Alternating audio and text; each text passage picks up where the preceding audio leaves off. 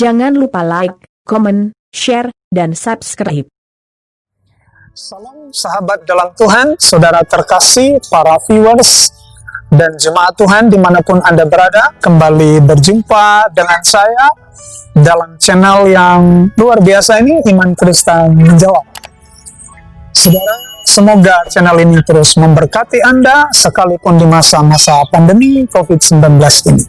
Kita sedang berhadapan dengan virus yang mengancam kesehatan kita, tetapi juga gereja menghadapi tantangan yang serius, yaitu virus-virus yang adalah ajaran-ajaran kabur tentang kekristenan berusaha menggoncang pokok-pokok iman Kristen yang merupakan dasar bagi saudara dan saya menjalani imannya di dalam Tuhan sampai hari ini.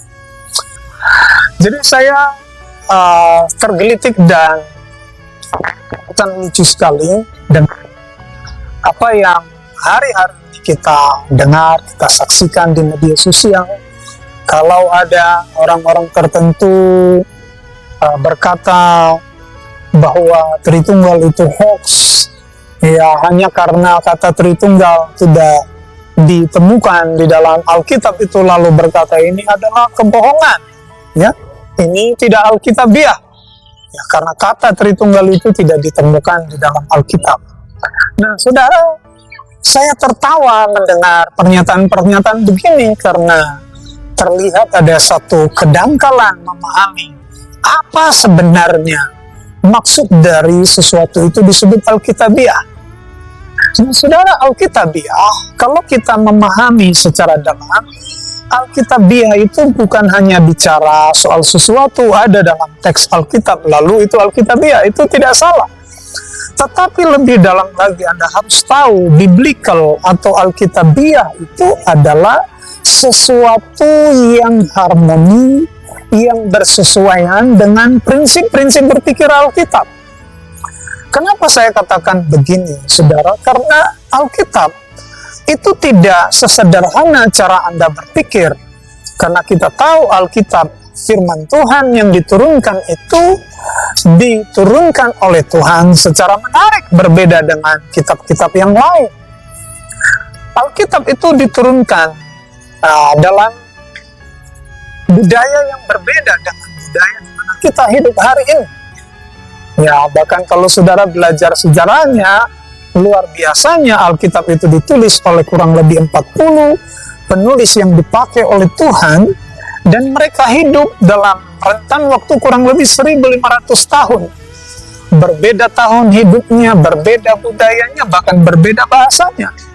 Jadi jangan Anda berpikir bahwa ketika Alkitab itu dituliskan tadi satu hari tulisnya, enggak. Atau mungkin Anda berpikir 40 orang itu duduk bersama, lalu rapat, lalu menulis. Tidak.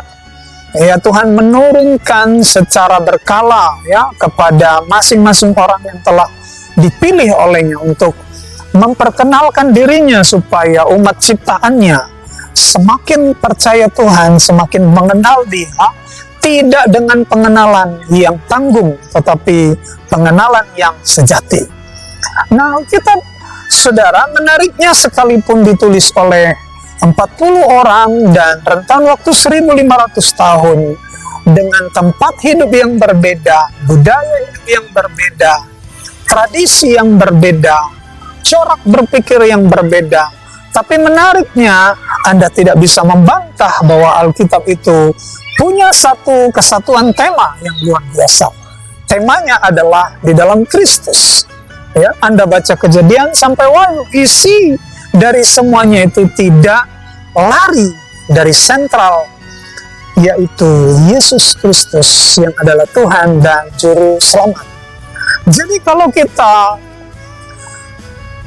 berdiskusi soal Alkitabiah, bukan berdiskusi soal ada katanya saja di dalam Alkitab, tetapi berdiskusi soal Alkitabiah, apakah sesuatu itu sesuai dengan cara berpikir Alkitab. Karena belajar Alkitab, saudara, itu dibutuhkan instrumen penafsiran. Karena Alkitab ditulis tidak di zaman kita, ya. kita hidup di tahun 2020, sedangkan Alkitab itu sudah ditulis jauh sebelum di mana kita hidup hari ini. Bahkan teks-teks tertua itu ada teks 500 tahun sebelum Masehi. Jadi Anda bisa bayangkan betapa jauhnya kesenjangan cara berpikir, budaya berpikir, kemudian tradisi berpikir. Tentu kita tidak bisa mempelajari apa-apa yang tercatat dalam Alkitab menurut cara berpikir kita di zaman ini. Saudara harus masuk dalam proses penafsiran untuk mendekatkan diri terhadap kebenaran-kebenaran yang datang dari Alkitab. Nah, saudara, kalau lalu ada orang berkata Tritunggal itu hoax dan itu tidak Alkitabiah, karena kata Tritunggal tidak ada di dalam Alkitab, ini dangkal. Ini menunjukkan betapa menyimpangnya orang memahami Alkitab, apalagi kalau berkata Roh Kudus itu adalah Yesus itu sendiri, ini malah lebih tidak Alkitabiah lagi. Tapi kalau soal Tritunggal, saudara, itu sangat-sangat Alkitabiah. Karena Anda harus tahu sejarahnya. Tritunggal ini adalah produk Alkitab itu sendiri. Sesuatu yang dirumuskan dari Alkitab adalah sumbernya. Kalau kita belajar sejarah, maka Trinitas itu untuk pertama sekali dirumuskan itu dalam Konsili Nikea tahun 325 Masehi, dan kemudian dalam Konsili Konstantinopel tahun 381 Masehi.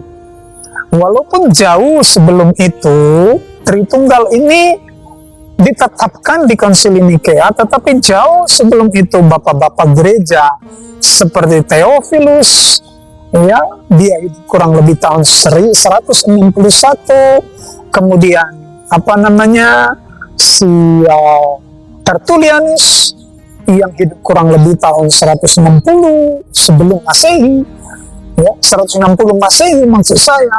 Jadi jauh sebelum Konsili Nikea itu Tertullianus telah menancapkan satu rumusan una substantia tres persona yang menjadi rumusan utama dari Tritunggal itu.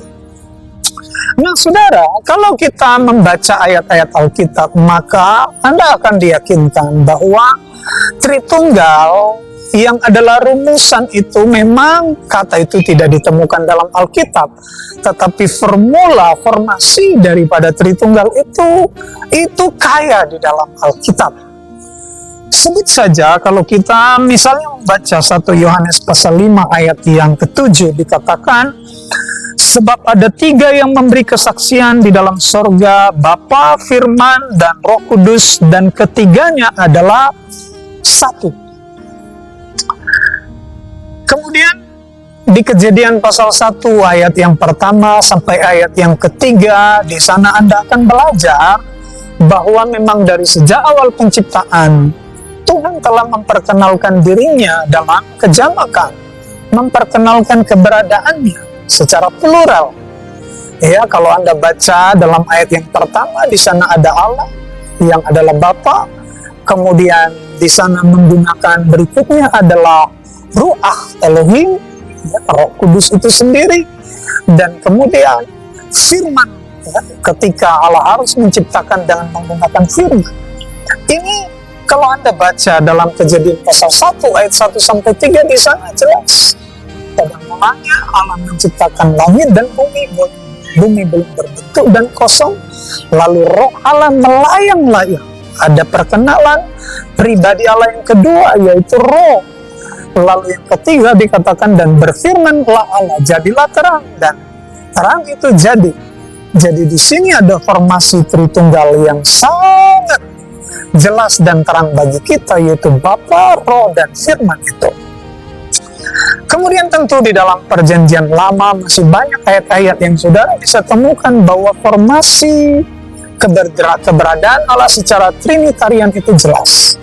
Dalam Perjanjian Baru seperti Matius pasal 28, ketika Yesus, ya, detik-detik akhir kebersamaannya dengan para muridnya, memberikan satu amanat yang hebat dan berkata, baptislah, pergilah jadikanlah semua bangsa muridku dan baptislah mereka dalam nama Bapa, Anak, dan Roh Kudus. Jadi Tritunggal yang dimaksudkan Alkitabiah adalah bukanlah kepada kata Tritunggal itu ada dalam Alkitab, tetapi pemikirannya itu Alkitabiah. Bapa, Anak, dan Roh Kudus ini adalah tiga pribadi dalam satu zat una substantia tres persona. Dan di sini Tritunggal tidak sedang berbicara Allah secara nominal, tetapi sedang menyatakan keberadaan Allah itu secara substansi. Jadi bukan menghitung jumlah Tuhan, karena Tuhan itu tidak bisa dihitung. Dan kekristenan tidak pernah menganut Allah itu tiga. Kekristenan itu dari dulu sampai sekarang percaya Allah itu Esa. Tidak pernah ada orang Kristen meyakini Allah itu tiga. Tritunggal yang Esa. Hanya saja pemahaman kekristenan tentang Allah yang dalam kata Ibrani Echad itu, yaitu Esa, itu adalah Esa dalam keberadaan pribadinya Bapa, Anak, dan Roh Kudus. Jadi substansia tres persona adalah Tritunggal itu sedang menjelaskan keberadaan Allah itu sendiri dan tidak sedang menghitung jumlah Tuhan. Bapa, Anak, dan Roh Kudus itu bisa dibedakan tetapi tidak bisa dipisahkan. Jadi saudara terkasih dalam Tuhan, kalau pada akhirnya ada yang berkata Tritunggal tidak ditemukan dalam Alkitab lalu menyimpulkan ini adalah sesuatu yang tidak Alkitabiah, ya ini sesuatu yang lucu sekali. Karena penentuan doktrin Tritunggal itu telah melewati proses penafsiran yang akhirnya mengkerucut pada satu rumusan bahwa Allah itu secara konsisten memperkenalkan dirinya dalam tiga persona, Bapa, Anak, dan Roh Kudus. Jadi saudara, Tritunggal itu kalau ditanya Alkitabiah apa tidak Alkitabiah? Kenapa? Karena unsur yang disebutkan di dalamnya Bapa, Anak, dan Roh Kudus itu ada dalam Alkitab dan tidak bisa dibantah. Jadi mari umat Tuhan lebih cerdas melihat ajaran-ajaran yang benar dan ajaran-ajaran yang kabur. Ya. Sebab ketritunggalan dalam konsep kekristenan itu menghadapi tantangan itu bukan hanya di zaman ini. Jadi kalau ada orang yang baru lahir kemarin sore, hari ini lalu mencoba menentang Tritunggal, waduh itu bukan hanya sekarang, dulu itu udah banyak. Ya, di awal-awal gereja saudara itu sudah banyak penentang-penentang bidat-bidat yang menentang Tritunggal. Ya, ada Arius yang tidak mempercayai Yesus sebagai unsur yang setara dengan Bapa, kemudian Sabellius yang punya konsep modalismenya, yaitu udah barang yang kuno, barang yang basi, ya. Tetapi sampai hari ini ajaran Trinitas itu tetap bertahan karena memang Alkitabiah. Jadi saya tidak heran kalau hari ini ada orang yang mencoba menentang ketritunggalan. Bagi saya itu udah barang basi, ya, karena sudah adanya, ini enggak baru, bukan cerita baru lagi. Ya, kita berdoa saja supaya mereka dikembalikan kepada kebenaran. Ya, Anda bisa belajar dari Arius yang sangat begitu keras menolak ketritunggalan, menolak keilahian Yesus, kesetaraan Yesus dengan Bapa itu. Dan Anda bisa baca sejarah akhir hidupnya itu sangat lucu sekali, ya, karena dia harus tewas di kamar mandi sebelum ia mengkhotbahkan ajaran bidatnya, mengkhotbahkan ajaran sesatnya tentang keberadaan Allah.